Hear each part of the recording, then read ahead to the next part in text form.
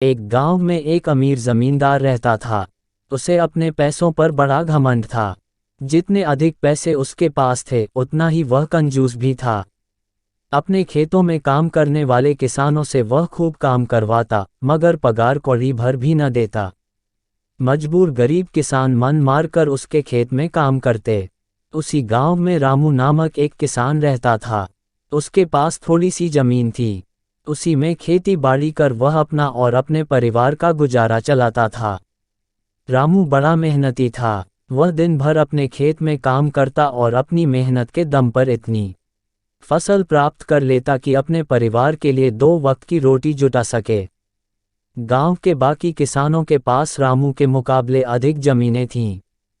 वे रामू की मेहनत देखकर हैरान होते कि कैसे इतनी सी जमीन में वह इतनी फसल उगा लेता है। एक साल गांव में भयंकर सूखा पड़ा। बिना बारिश के खेत खलिहान सूखने लगे। गरीब किसानों के पास सिंचाई की कोई व्यवस्था न थी। वे सिंचाई के लिए बारिश पर ही निर्भर थे, इसलिए उनकी सारी फसल बर्बाद हो गई। रामू के साथ भी यही हुआ। अपने छोटे से खेत में वह किसी तरह अपने परिवार का पालन पोषण कर रहा था। अब उनके सामने भूखों मरने की नौबत आ गई। मजबूरी के कारण वह गांव के जमींदार के पास कर्ज मांगने गया।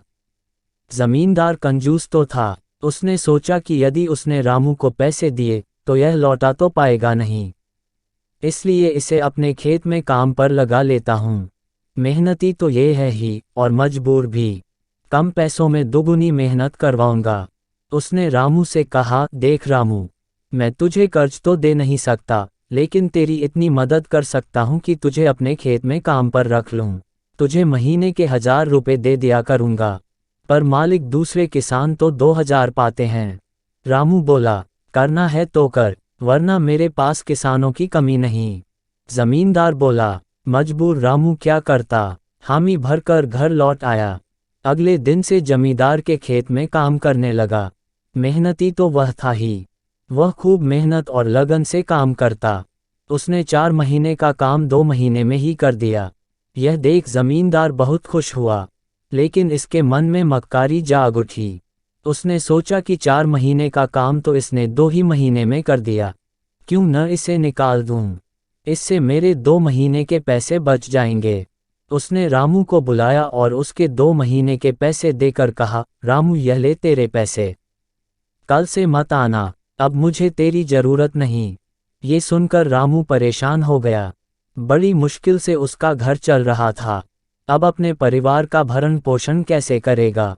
वह जमींदार के सामने गिड़गिड़ाने लगा कि उसे काम से न निकाले, लेकिन जमींदार ने उसकी एक न सुनी और उसे काम से निकाल दिया। रामू आंखों में आंसू लेकर घर लौटा। चिंता से रात भर उसे नींद नहीं आई। सुबह उठकर उसने फैसला किया कि वह फिर से जमींदार के पास जाएगा और उससे विनती करेगा कि उसे वापस काम पर रख ले। वह जमींदार के घर के सामने जाकर बैठ गया। सुबह उठकर जाट जमींदार अपने घर से बाहर निकला तो रामू को घर के सामने बैठा हुआ देखा। उसने रामू से पूछा, क्या हुआ रामू, क्यों आया है। रामू जमींदार की पैरों पर गिर पड़ा और गिड़गिड़ाते हुए बोला, मुझ पर दया कीजिए मालिक, मुझे काम पर रख लीजिए, मेरा परिवार भूखा मर जाएगा। जमींदार ने उसकी एक न सुनी और उसे धक्के मार के वहां से निकाल दिया। रामू उस समय तो वहां से चला गया, लेकिन अगली सुबह फिर सेठ के घर के सामने जाकर बैठ गया। जमींदार ने उसे फिर बुरा भला कहकर भगा दिया। अब से रोज यही क्रम चलने लगा। रामू रोज जमींदार के घर के सामने जाकर बैठ जाता और जमींदार उसे भगा देता। पूरे गांव में इस बात की चर्चा होने लगी। सब जमींदार को भला बुरा कहने लगे। तंग आकर जमींदार ने सोचा कि क्यों ना कुछ दिन परिवार सहित दूसरे गांव चला जाऊं।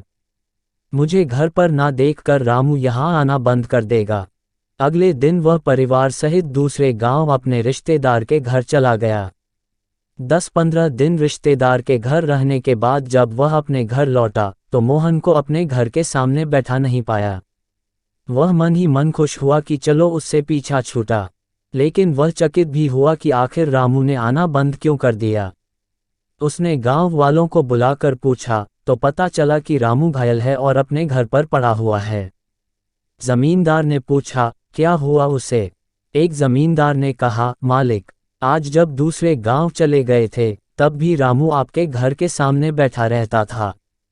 एक दिन आपका खाली घर देखकर कुछ चोर चोरी करने के इरादे से आपके घर में घुसे, लेकिन वे रामू की नज़र में आ गए। रामू अपनी जान की परवाह न कर उनसे उलझ गया और उन्हें भगा दिया। उनके बीच हुई हाथापाई के कारण रामू घायल हो गया। ये जानकर जमींदार को खुद पर शर्म आने लगी कि उसने रामू के साथ कितना बुरा किया, लेकिन इसके बाद भी रामू उसके घर चोरी होने से बचाने के लिए चोरों से उलझ गया। वह पछताने लगा। उसने रामू के घर जाने का फैसला किया। वह रामू के घर पहुंचा तो देखा कि रामू बड़ी दयनीय अवस्था में चारपाई पर पड़ा हुआ है। उसके बच्चे भूख से बिलख रहे हैं। ये देख जमींदार का दिल भर आया।